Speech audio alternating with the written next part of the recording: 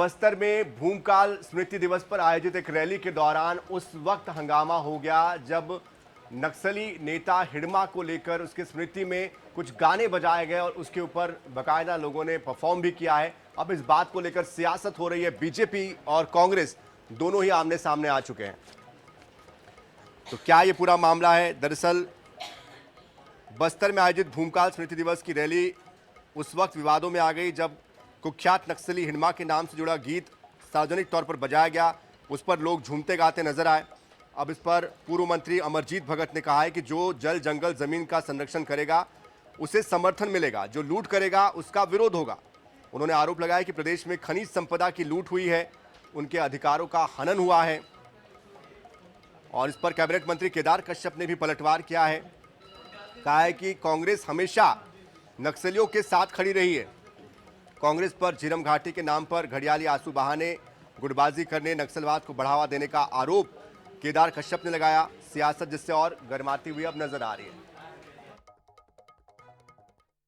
केवल हिडमा की बात नहीं, मैंने क्या कहा, जो भी, चाहे कांग्रेस का हो, चाहे बीजेपी का हो, चाहे वो कम्युनिस्ट पार्टी का हो, चाहे वो बहुजन पार्टी का हो, समाजवादी पार्टी का हो, अन्य दल का हो, वो आदिवासी हो, वो सामान्य वर्ग का हो, पिछड़ा वर्ग का हो, किसी भी जाति का हो, धर्म का हो, किसी भी राजनीतिक दल का हो, जो जल जंगल जमीन को बचाने की बात करेगा उसको समर्थन मिलेगा।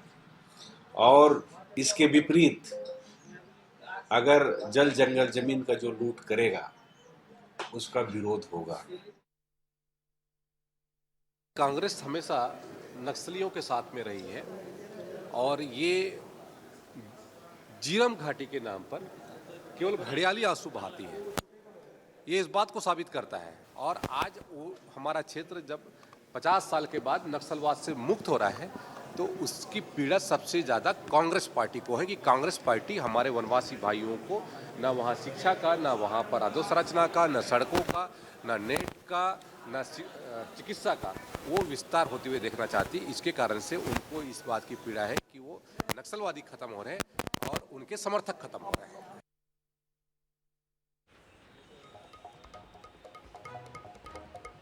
और इस बीच हमारे साथ के.एस. चौहान जी जुड़ चुके हैं, प्रवक्ता भारतीय जनता पार्टी। के.एस. चौहान जी, आप सीधे सीधे कांग्रेस को नक्सलियों का समर्थक बता दे रहे हैं। अगर आपके पास सबूत है तो सरकार आपकी है, डबल इंजन सरकार है, कार्रवाई अब तक क्यों नहीं कर पा रहे? भाई, जिसपे होनी चाहिए बिल्कुल हो रही है। और दूसरी बात ये है कि सबसे पहले नक्सलियों पे हमारे को कार्रवाई करनी है और उसके बाद जब वो ये देखा जाता है कि इनके समर्थक और इनके कार्यकर्ता जो हैं वो दूसरे राज्यों में इनका इलाज करने के लिए लेके जाते हैं, जब ये देखा जाता है कि टारगेट किलिंग होती है भारतीय जनता पार्टी के कार्यकर्ता पदाधिकारियों के साथ, जब ये देखा जाता है कि मतदान वाले दिन शूटिंग होती है, तो जब ये देखा जाता है कि इनको ये भी हिदायत दी जाती है अधिकारियों को कि कैंप से बाहर मत निकले, जब ये भी देखा जाता है कि रमन सिंह की सरकार थी तो लगभग 600-650 हर साल सरेंडर होते थे नक्सली, और जैसे ही इनकी सरकार आ जाती है वो 300-350 होते हैं। और 2023 में जिस दिन चुनावी वर्ष होता है सिर्फ 111 नक्सली ही सरेंडर करते हैं। जब ये देखा जाता है कि पूरे 5 साल तक, और अमित शाह जी ने खुद बोला कि अगर ये भूपेश सरकार हमारा समर्थन करती और सपोर्ट करती तो ये जो टारगेट है हम लोग बहुत पहले ही अचीव कर दिए रहते। ठीक है, हमारे साथ अभय नारायण जी जुड़ चुके हैं, कांग्रेस के प्रवक्ता, उनका रुख कर लेते हैं। अभय नारायण जी, हिडमा के और नक्सलवाद के समर्थन में कांग्रेस के नेता है या इसके विरोध में? देखिए, नक्सलवाद या कोई भी हिंसक आंदोलन जो इस देश में चलता है, कांग्रेस उसके विरोध में रहती है। कांग्रेस ने कभी संविधान और लोकतंत्र के बाहर जाकर हिंसा को समर्थन नहीं दिया। हिडमा का जहां तक सवाल है, हिडमा नक्सलाइट के रूप में, नक्सल नेता के रूप में किसी को स्वीकार नहीं है।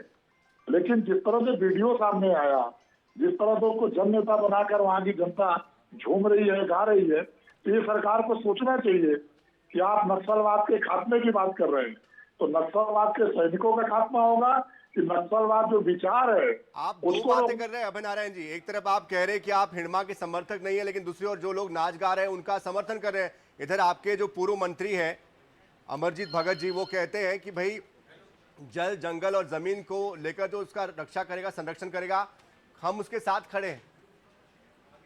मैंने कहा ना कि जो लोग हिड़मा के समर्थन में नाच गा रहे हैं, ये सरकार चिंतन करे। सरकार 31 मार्च तक का क्या इस विचार का भी खात्मा करेगी कि केवल नक्सल के सैनिकों का खात्मा करेगी, बंदूक उठाने वाला को खात्मा करेगी? जो नक्सलवाद विचार है, विचार को तो विचार से खत्म करेंगे ना। तो आप विचार से खत्म करने की बात करिए, बातचीत करिए, विचार को खत्म करिए, संविधान के प्रति और लोकतंत्र के प्रति उनकी आस्था जगे, इसका प्रयास करिए। आप समर्पण करवा रहे हैं, आप उनको पुनः मुख्य धारा में ला रहे हैं, तो सरकार यही बताए ना कि नक्सलवाद कैसे खत्म होगा। नक्सलाई खत्म हो जाएंगे, सैनिक खत्म हो जाएंगे। लेकिन आपके नेता का जो बयान है उसका मतलब कुछ और ही निकल जा रहा है अभय नारायण जी। बहरहाल समय मुझे रोक रहा है। बहुत शुक्रिया हमारे साथ जुड़ने के लिए। के एस चौहान जी आपका भी, अभय नारायण जी आपका भी।